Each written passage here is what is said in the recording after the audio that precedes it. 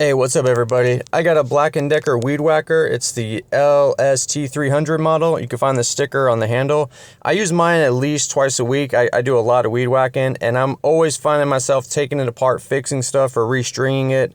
I've learned a few tips and tricks. I'm going to show you what I know, and especially at the end I got a really good tip. So I'm going to run a little bit of a video I made previously with some basics, so go ahead and watch that first. And if you're still having issues after all that, then check the end, because that's probably the most important tip in my opinion. And when you string it on the spool, make sure you go in the direction of the arrow. It's pretty much clockwise. Now this little lever in here, you see how this moves? This will fall out a lot on people, and when it does, you'll have problems like it constantly feeds out, or just maybe it won't feed, it'll jam it up so it doesn't spin. And when you put this in, this little pathway on the bottom of the lever rides on this little ridge right here. So when you put this in, this is how it's supposed to go in, like that, and it's supposed to be able to move back and forth like that. Whenever I string it, I'll kind of put this facing this way. It just seems to work better for me, but you could string it with the lever in any position. Now here we go. Let's talk about why having new parts is so important. So these are made out of plastic.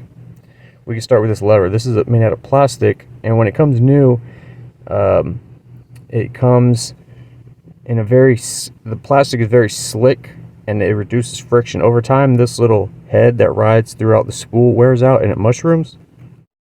It also wears unevenly, causing it to have friction and not be able to move properly. Now the spools, same thing. When they come new, they're very slick and they're very low on friction, but over time the friction material wears out and these drag a lot and they start to wear out a lot. Now between these new one and the old one, check out this old one. I've been using it for months. You can see these ridges wear out, and that's where that lever gets stuck in those ridges. The plastic has also lost its slickness, so the lever gets stuck a lot in these ridges. Also the cap, you want to have the cap with the correct spring.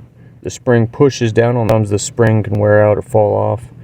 You can buy new caps, and then they'll come with new springs, and when you put them on, you want to put the spring correctly on. See the spool right here? See how it's nice and shiny? It's very slick in my hand. Now when you put it in, it should be able to rotate about 3 degrees left or right. That's how you know you have it in correctly with that lever going as well. So with this guy set correctly, that spool should be able to spin back and forth. Now obviously when you put this in, you want to keep tension on the string. You put the string through first, and with one hand you hold on to the string like that. You try to line up the sides of the spool to the openings on the outside, so then when you put your cap on, it'll go into place properly.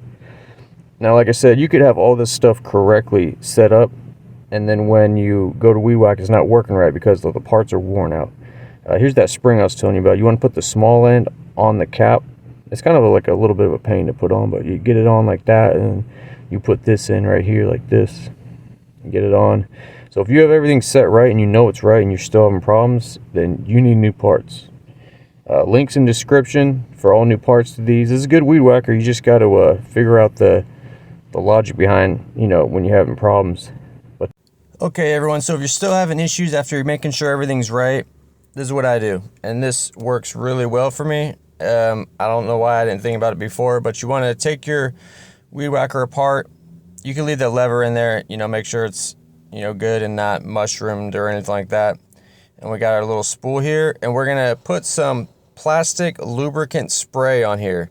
Now the one I use is from AC Delco. It's called Super Lube, and right on the front it says safe for plastic parts, and I just spray a little bit in here for that lever, because what I think is happening is the plastic gets so dried out, it creates a ton of friction and it doesn't let the string feed out naturally.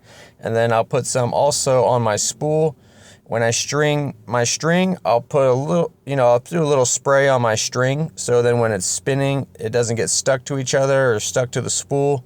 And then I'll spray the bottom of the spool too on those, and then I'll put it in. Obviously you could wear gloves if you don't want to get your, hands a little bit of lube on there, and then put it all back together. Of course, make sure this is can spin a little bit, and this is pretty much what it looks like. When it's time for new string, or if I'm having feeding issues, I'll just spray a little bit of lube in there, put some on my spool where the string goes and on the bottom, and then I'll string it, put it all together, and then when I weed whack, it seems like it just kind of feeds out naturally and it doesn't get stuck or jammed, and you know, I just have less issues. So in my personal opinion, I think maybe these are just not built to like kind of last friction wise, and so you just assist it a little bit with some lubricant, and then all the moving parts in there, they just tend to work better. Alright guys, that's all the information I got for you. The rest of the video is just some products and other stuff I got going on. Totally up to you if you want to stick around. I got a 15% off promo code for AUXITO.com. They got a handful of products, but what they're mostly known for is their really good aftermarket LED headlights. They've been out a few years now, and at first the lights they had were 200% brighter than regular headlight bulbs. Now they've upgraded the tech this year, and now it's 600% brighter. So if you're in the boonies, the suburbs, the city, I highly recommend you upgrade your bulbs. Nothing wrong with having an old car, but you should get with the times and have bright headlights like everyone else. These bulbs are available on Amazon. However, if you go to the AUXITO website, that's where I could give you a promo code for 15% off. All you got to do is go to the website, type in your year, make, and model. There's basically products for every car out there, and what kind of light you want. They have all kinds of different lights for interior, exterior, headlights, and then you just browse to what you need and you get it. And then at checkout, you're going to type in GearmoAuto and then hit apply in the coupon code spot, and it'll take 15% off.